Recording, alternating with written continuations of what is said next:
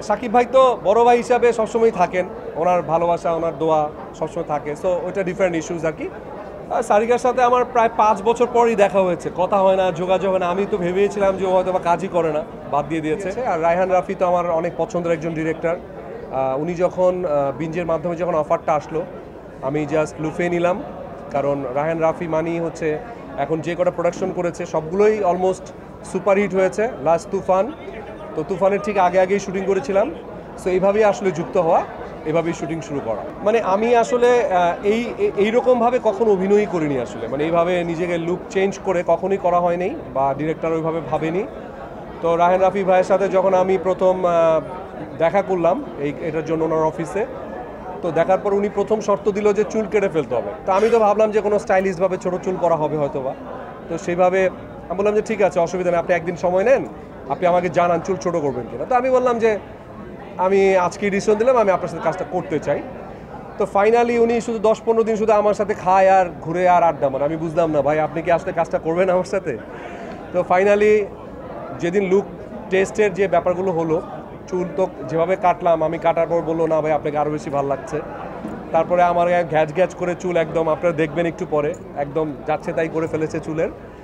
তখন আমি বুঝলাম যে রায়হান রাফির আসলে স্টাইলটা ডিফারেন্ট একটু। উনি আসলে শুধু গল্পকে প্রাধান্য দেয় না, আর্টিস্টের লুক বা আর্টিস্টের ক্যারেক্টার ঢোকার জন্য, মানে আমাকে রাহাত হয়ে ওঠার জন্য পুরো credit goes to Raihan Rafi. উনি অনেক সাপোর্ট করেছেন যে এইভাবে করতে হবে, ক্যারেক্টারের ঢোকাটা অনেক ইম্পর্টেন্ট ছিল। আমার সর্বোচ্চ চেষ্টা দিয়ে আমি করেছি, বাকিটা আপনারা দেখার পর ইনশাল্লাহ বলতে পারবেন আর কি। দেখেন, প্রথমেই বলি যে এটা কিন্তু তুফানের মতো কোনো ছবি না, তুফান না এটা। মানে এটা কিন্তু একটা পারিবারিক একটা গল্প কন্টেন্ট, তবে হ্যাঁ একটু ডিফারেন্ট অ্যাঙ্গেলে আমাকে দেখা যাবে। যে এটা যারা অভিনয় কেন্দ্রিক ছবিগুলো ভালোবাসেন তারা হয়তো বা হ্যাপি হবে যে নতুনভাবে দেখা যাচ্ছে এই মনকে।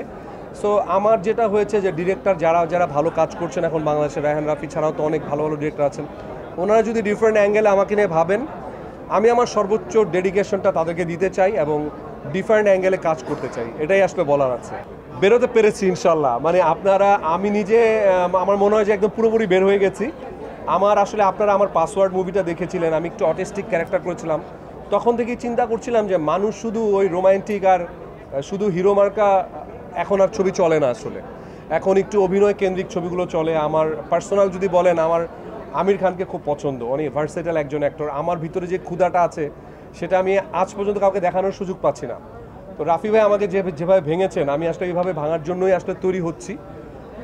সো চেঞ্জ পাবেন আসলে, এইটুকু সত্যি। মানে আমার যারা ফ্যান ফলোয়ার বা দর্শক যারা আছেন, যারা আমাদের অন্য হিরোরও ফ্যান ফলোয়ার আছেন, তারাও কিছুটা হলেও হ্যাপি হবেন ইনশাআল্লাহ। আসলে পুরো ভূমিকাটাই ছিল বিঞ্জের এবং রায়হান রাফির, এখানে আর কারো অবদান বললে সেটা ভুল হয়ে যাবে। আর লিলি এটাকে প্রেজেন্ট করেছে, সো লিলির কথা বলতে হবে। আর সাকিব ভাই তো বড় ভাই হিসাবে সবসময় থাকেন, ওনার ভালোবাসা ওনার দোয়া সবসময় থাকে। সো ওইটা ডিফারেন্ট ইস্যুস আর কি। সারিকার সাথে আমার প্রায় 5 বছর পরই দেখা হয়েছে, কথা হয় না, যোগাযোগ হয় না। আমি তো ভেবেছিলাম যে ও হয়তো বা কাজই করে না, বাদ দিয়ে দিয়েছে।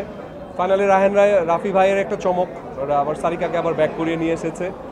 সো আই থিঙ্ক মানুষের ভালো লাগবে। আপনারা, আমার মনে হয় যে পুরো গল্পটা দেখলে, গল্পটা এমন একটা গল্প যেটা আপনারা আপনাদের অনেকের সাথে এটা রিলেট করতে পারবেন। একটা ট্রু স্টোরির মতোই। মানে রায়হান রাফি মানে তো ট্রু স্টোরি, দেখলে মনে হবে যে সে কোনো ট্রু স্টোরি বানিয়েছে কিনা। আলটিমেটলি অনেকের জীবনের সাথে এটা মিলে যাবে আমার মনে হয়। না না না, মানে সিনেপ্লেক্সে তো আমার গত বছরও বীরত্ব ছবি চলেছে, কাগজ চলেছে। ওটিটিতে এটা আমার প্রথম যাত্রা, মানে ওটিটি আমি কখনোই করিনি। এবং বিঞ্জের সাথে প্রথম কাজ, রায়হান রাফি ভাইয়ের সাথে প্রথম কাজ, সব মিলিয়ে বলবো যে জার্নিটা আমার অনেক ভালো হলো আর কি। মানে পার্থক্য আছে, ডেফিনেটলি পার্থক্য আছে। ফিল্মে আসলে অনেক কিছু মানে অনেক কিছু ওভার অ্যাক্টিং করতে হয়, অনেক কিছু হয়। বাট এখন যদিও ন্যাচারাল অ্যাক্টিংয়ের একটা টাইম, বাট ওটিটিতে একদম ডেফিনেট করে আপনাকে ন্যাচারাল অ্যাক্টিং করতে হবে এবং র অ্যাক্টিং করতে হবে। এবং দর্শকের কাছাকাছি যাওয়ার জন্য ওটিটি আমার মনে হয় ডিফিকাল্ট হলেও আমার মনে হয় যে ওটিটি একটা নাইস, মানে খুব ভালো একটা জায়গা আমার মনে হয় আমাদের দেশের জন্য। আপনার অ্যান্সারটা এখনই দিতে চাচ্ছি না, আমি চাই যে আপনারা সবাই দেখেন। আমার সমালোচনাও তো হতে পারে যে দেখা গেল আমি খুব বেশি খারাপ করে ফেললাম, ওটাও হতে পারে। বাট এইটুক বলতে পারি যে ভাল লাগবে, চেঞ্জেসটা ভাল লাগবে। একদম নায়কোচিত না হয়ে একজন অভিনেতা প্রোটাগনিস্ট হিসেবে আমি যেটা করেছি, আই থিঙ্ক আপনারা হতাশ হবেন না ইনশাআল্লাহ। দর্শকের চাহিদা ছিল, তো রাফি ভাই তো আসলে ওইটাই ট্রাই করেছে যে আমরা ওই সময়ে আমাদেরকে মানুষ অনেক বেশি পছন্দ করেছে, একদম হুমড়ি খেয়ে পড়েছে। সো এখনও আমাদেরকে পছন্দ করে, এখনও আমাকে দেখলে সেই বিজ্ঞাপনের কথা বলে। তো রাফি ভাই সেটাকেই কানেক্ট করেছে। আই থিঙ্ক তার কানেক্টিভিটিটা কেমন হবে কিছুক্ষণ পরে আমরা সবাই মিলেই দেখবো আসলে।